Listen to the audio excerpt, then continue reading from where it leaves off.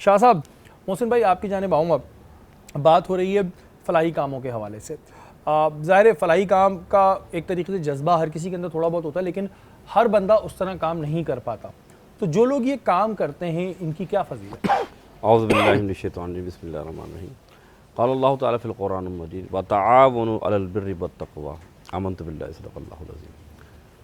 قرآن حکیم فرقان حمید نے نیکی کے کام یا جنہیں آپ فلاحی کام کہتے ہیں، اس کے لیے جب فرمایا کہ جب شخص یہ کام کرنا شروع کرے تو اس کے ساتھ تعاون کرو. ایک تعاون یہ کہ جان سے تعاون، ایک تعاون ہے کہ مال سے تعاون، اور ایک تعاون یہ کہ اس کو اچھا گمان کر کے اس کی بات کو پھیلایا جائے کہ فلاں شخص اچھا کام کر رہا ہے. اس کو تنقیدی پہلو نہ دیا جائے، نہ اس کے ساتھ کرٹیسائز کیا جائے. اگر آپ کو یقین کامل ہے کہ وہ اچھا کام کر رہا ہے تو آپ ایسے بھی تعاون کر سکتے ہیں کہ آپ اس کے لیے اچھا گمان کریں، اور اگر اس کی بات ہو آپ اچھی بات اس کے سامنے کریں.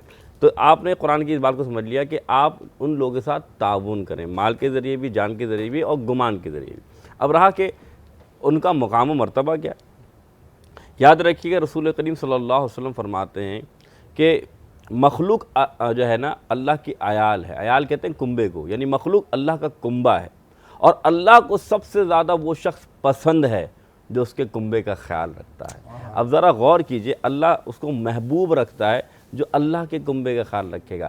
ان میں سے بھی کیٹیگریز بیان فرمائی گئی، جیسے اللہ تعالیٰ کو جو لوگ کھانا کھلاتے ہیں، جو لوگ لوگوں کی مدد کرتے ہیں، لیکن خاص طور پہ کھانا کھلانے کے جو ذکر ہے کہ اللہ تعالیٰ ان لوگوں کو بہت زیادہ محبوب رکھتا ہے، کیونکہ وہ ان لوگوں کو بھوک و پیاس مٹا رہے ہیں جن کو بھوک کی شدت ہے.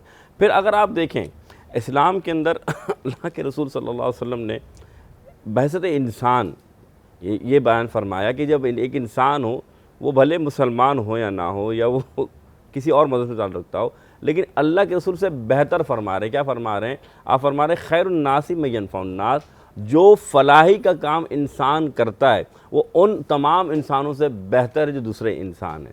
تو معلوم کیا چلا کہ کوئی بھی شخص جب اچھا کام کرے گا وہ اوروں سے بہتر بن جاتا ہے. پھر اگر آپ غور کیجئے ہمارے اسلاف کا طریقہ کار، ہم اپنے اور جب امت میں دیکھتے ہیں جو اصحاب کرام یا خلفاء راشدین کو، تو ایک نام آتا ہے سیدنا صدیق اکبر رضی اللہ تعالیٰ عنہ کا.